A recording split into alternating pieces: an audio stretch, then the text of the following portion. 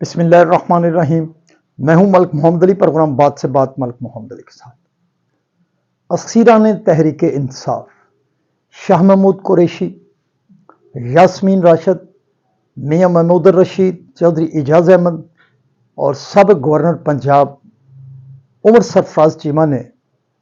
تحریک انصاف کی قیادت کو ایک خط لکھا ہے، اور یہ خط بہت ہی حساس ہے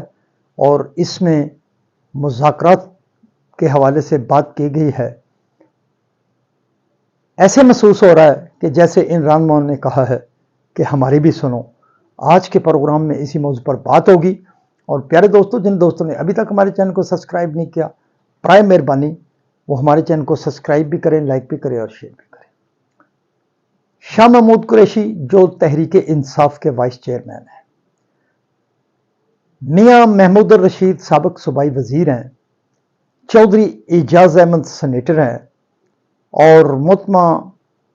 یاسمین راشد سابق صوبائی وزیر ہیں، اور عمر سرفراز چیمہ سابق گورنر پنجاب ہیں۔ یہ تحریک انصاف کی انتہائی سینئر لاٹ ہے جو ایک عرصہ سے بانی تحریک انصاف کے ساتھ کھڑے ہوئے تھے، بلکہ تحریک انصاف کی ایک پہچان تھے۔ اب جب سے یہ اسیر ہوئے ہیں، کوٹ لکھپت جیل میں بند ہیں، آئے روز ہم باتیں سنتے ہیں تحریک انصاف کی قیادت کی،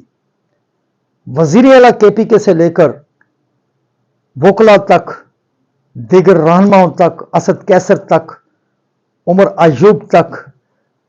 چیئرمین بیرسٹر گوہر تک، جنرل سیکرٹری سلیمان اکرم راجہ تک، کہ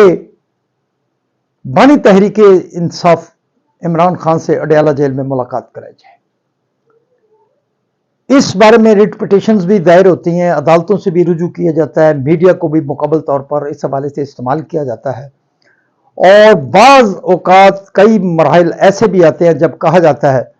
کہ بانی سے ملاقات ہوگی تو کوئی بات آگے بڑھے گی۔ تو اب سوچنے والی بات یہ ہے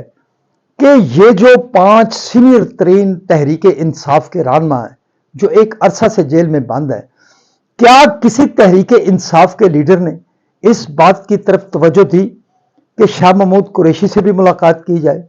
سینیٹر اعجاز چودھری سے بھی بات کی جائے، میاں محمود الرشید سے بھی بات کی جائے، محترمہ یاسمین راشد سے بھی بات کی جائے،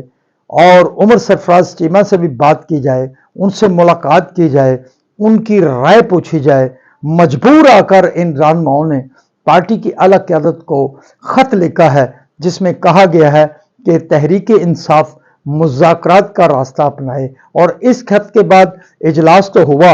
لیکن اس میں یہ کہا گیا کہ تحریک انصاف مذاکرات کے لیے تیار ہے۔ ایک طرف کہتے ہیں مذاکرات کے لیے تیار ہے، دوسری طرف کہتے ہیں کہ مذاکرات کے حوالے سے جو فیصلہ بانی کریں گے